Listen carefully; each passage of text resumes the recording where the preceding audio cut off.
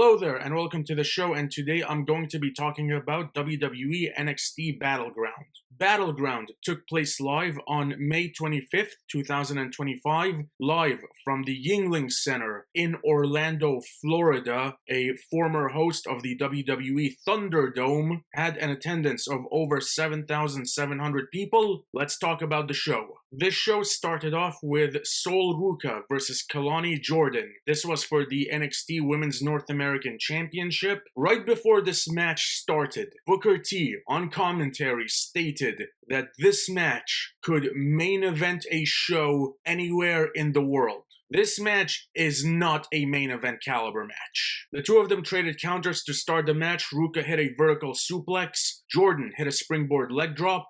Facebuster off the top rope by Ruca. Jordan hit a springboard moonsault to the outside. Ruca then hit a moonsault to the outside. Jordan hit a frog splash for 2. Ruca countered a top rope poison rana, hit a spear for a 2 count. Jordan hit the Spanish fly for a 2 count. Zarya on the outside saved Ruca from a moonsault. Referee ejected her. Jordan hit a baseball slide on the outside. End of the match. Sol hit a soul snatcher for the win. She retains the Women's North American Championship. No surprise there. The Soul Snatcher is one of the most contrived finishing moves ever. Like, the setup of it, all the opponent has to do is literally walk out of the way. Literally, do a Samoa Joe and take a few steps in either side, and you counter the Soul Snatcher. This match, was it a match that could main event a show anywhere in the world? No, absolutely not. But was this a bad match? No. This was a fine match, solid enough opener to the show. This was a fine opening match to NXT Battleground.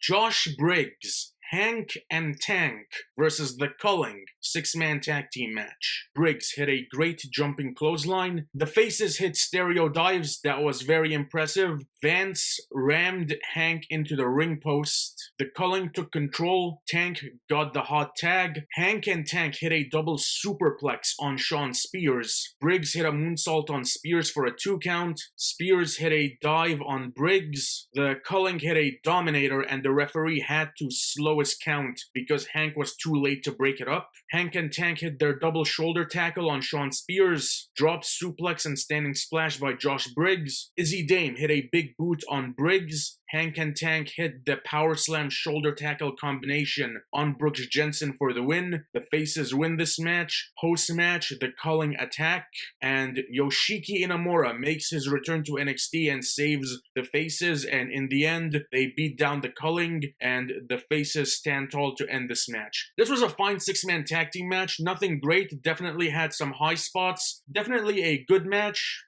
Did exactly what it needed to do, and for what this was, this served its purpose, and this was fine. Tony D'Angelo versus Channing Stacks Lorenzo. I was looking forward to this match because I really liked the story leading into this match. Tony took control early on, hit an overhead belly-to-belly suplex over the top rope to the outside. That was very impressive. Stacks hit a cannonball in the corner. Stacks then hits cement shoes for a 2 count. Tony hit a spinebuster and the 10 punches in the corner. Tony hit a German for a 2 count. Stacks locked in a triangle choke, but Tony countered it, hit a powerbomb. Tony stopped what he was doing because he was feeling bad, and Stacks capitalized. Tony hit a Fisherman Buster for a 2 count. Stacks hit a stomp from the top. Tony fell to the outside. Tony hit a spear and forearms to the back. Stacks at this point was apologizing to Tony D'Angelo, but Tony didn't buy it. He hit a spine buster. Luca Crucifino came out. He caused a distraction. He didn't do anything, but Tony was distracted long enough, and Stacks hits a low blow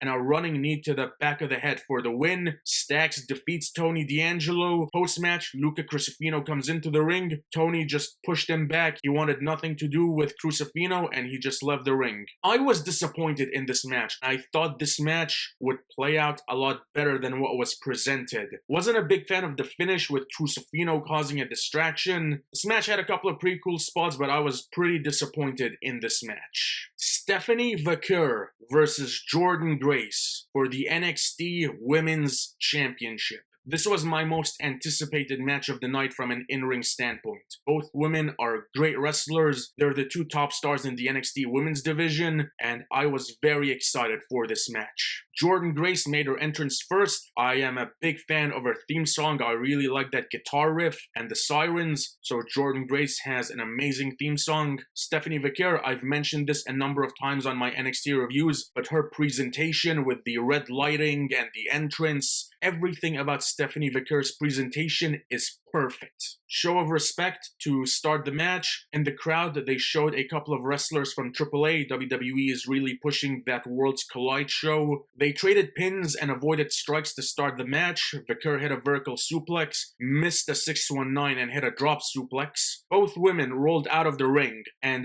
Jordynne Grace had Stephanie in the electric chair position, and then she dropped Stephanie right on the announce table, and then she called out Booker T. That was a pretty awesome spot. The crowd after that was chanting for Booker T. Jordynne Grace locked in the Boston Crab, but Stephanie made it to the ropes. Stephanie locked in the sleeper, but Grace dropped Vaquer. Grace hit a world's strongest slam, but missed the Vader bomb. Vaquer locked in the armbar against the ropes. Vaquer then hits a beautiful combination of moves. Armbar on the ropes, springboard crossbody, eat defeat, Meteora, drop suplex. Stephanie Vaquer is absolutely incredible in the ring. Like, this chain of moves, I don't think there's anyone on the active WWE roster, NXT, Raw, or SmackDown, that can chain together this sequence of moves and have it be as fluid as Stephanie did. Stephanie Vaquer legitimately may be one of the best in-ring performers in all of WWE right now, maybe in all of wrestling. Grace ate a clothesline and hit a beautiful spinebuster and sit-out powerbomb. Vaquer hit a German suplex and DDT for a 2 count. Grace hit a superplex off the top rope, beautifully transitioned that into the jackhammer that got her a 2 count. They trade roll-ups for 2 counts. Series of counters that ends with Vaquer hitting a series of strikes. Grace is on the outside at this point. Vaquer then pushed Grace through the barricade in the ring, SVB for a 2 count. They trade some more strikes. Jordynne Grace had the advantage this time. Vaquer hit a dragon screw. Grace fell from the top rope, and closing sequence saw Stephanie Vaquer hit a spiral tap for the win and retains the NXT Women's Championship. I was a little surprised by this. I thought for sure that they were going to give the belt to Jordynne Grace because Stephanie is more than ready for the main roster. However, before continuing, this was an excellent match. This was the best match of the night in my opinion. Both Stephanie and Jordynne worked great in this match. The back and forth in this match was very good. The crowd was fully invested in this match. This was the best match of the night at NXT Battleground. On the episode of NXT that followed Battleground, Stephanie Vaquer lost the NXT Women's Championship to JC Jane. Now, I don't follow NXT TV regularly. I was scrolling through the wrestling news and I saw that Stephanie lost the NXT Women's Championship to JC Jane. And then I went to WWE.com and JC Jane is the new NXT Women's Champion. Now, there was a report that came out that both Stephanie and Jordynne are bound for the main roster, which they are both more than ready for the main roster. However, I do feel that Stephanie losing the NXT Women's Championship to JC Jane was the wrong move. I get that JC Jane has been signed with WWE for a while now, but there had to have been a better way to take the championship off of Stephanie Vaquer. But all that being said, the match at Battleground was an excellent match, the best match of the night. What happened on that week's episode of NXT, I was not a fan of.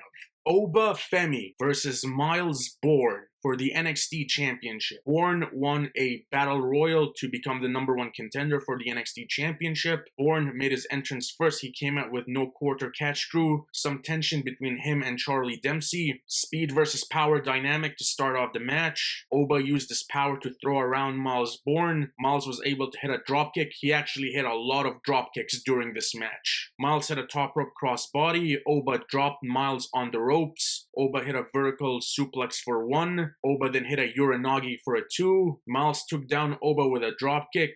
Oba then hit a Uranagi on his knee and turned that into a submission, and then hit a clothesline. A very good sequence of moves. Miles avoided an uppercut, locked in a sleeper. Oba hit a forearm to counter a dive, then hit a gutbuster and locked in a crossface, which he transitioned into the headlock. Very good sequence of moves by Oba. Miles hit a dropkick and a great dive over the top rope to to the outside. He got some very good airtime. Top rope clothesline for a 2 count by Miles. Miles hit a scoop slam for a 2 count. Oba hit a choke slam for a 2 count. Miles hit a DDT but missed the top rope stomp. Miles countered fall from Grace. Miles hit a German suplex and a frog splash for a 2 count. Oba hit an uppercut and fall from Grace for a 2 count. Miles rolled up Oba for a 2 count. Oba hit a clothesline. Miles turned inside out. Great sell by Miles Bourne. Oba then hit 2 fall from Grace power bombs for the win. Oba Femi beats Miles Bourne. He retains the NXT championship. No surprise there. Oba Femi is not losing this championship anytime soon. To me, this was the second best match of the night. Oba and Miles both worked great. Oba Femi is a beast. Miles Bourne had one of the surprise hits of last year with that tag team match at Deadline, and he was very impressive in this match. I think the two of them worked great. This was a very good match. Second best match of the night in my opinion. Our main event,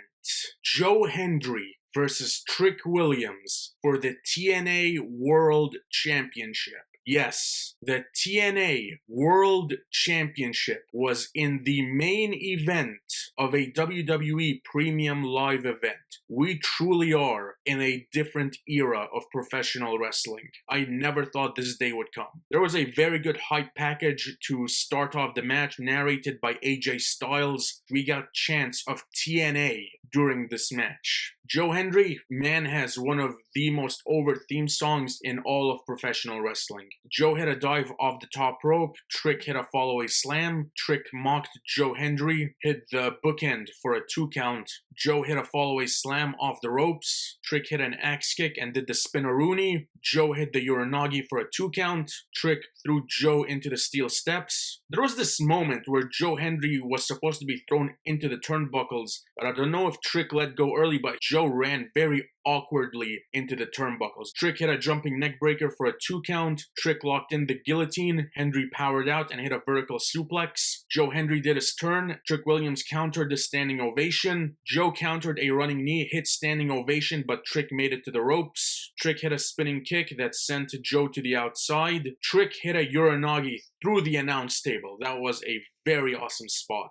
Trick shot in the ring. Joe kicked out at 2. Trick Williams brings the TNA World Championship into the ring. Joe rolled up Trick for a 2 count. Trick hits a flapjack. Joe, I'm assuming, was supposed to land face first on the championship, but it looked more like his hand took the majority of the impact. They could have used a different camera angle for that. And finally, Williams hits Trick shot and he defeats Joe Hendry. Trick Williams, a WWE superstar, is the TNA World Champion. I never thought WWE would partner with TNA, let alone have one of their wrestlers be the TNA World Champion. This match between Trick and Joe was a fine match. Neither guy is the greatest in-ring worker. They're over with the crowd and they've got great entrances, but in-ring, I mean, neither guy is gonna produce a 5-star match anytime soon. They're two solid in-ring workers, and this was a solid enough match to be the main event of NXT Battleground. As an overall show, I enjoyed NXT Battleground this year more than I did last year. The Women's Championship match and the NXT Championship match to me were the two best matches of the night, and overall, this was a pretty solid show. And that is all for today. Thank you so much for watching. Be sure to hit like and subscribe if you enjoyed this video. You can follow me on Instagram at Said_2000, and I will see you on the next video. Till then, take care.